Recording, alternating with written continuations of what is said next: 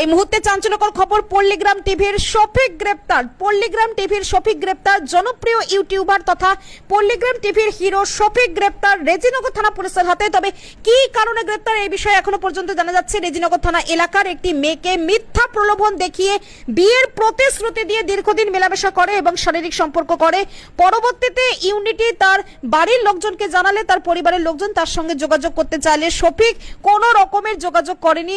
ফলে তার নামে ধর্ষণের মামলা করা হয় এবং তার ভিত্তিতে গতকাল রাত্রে তাকে তাহিরপুরের একটি হোটেল থেকে গ্রেপ্তার করে রেজিনগর থানা পুলিশ। এই বিষয়ে কি বলছেন ওই নাবালিকার বাবা শোনাবো কলকাতা সংবাদ টিভির পর্দায়।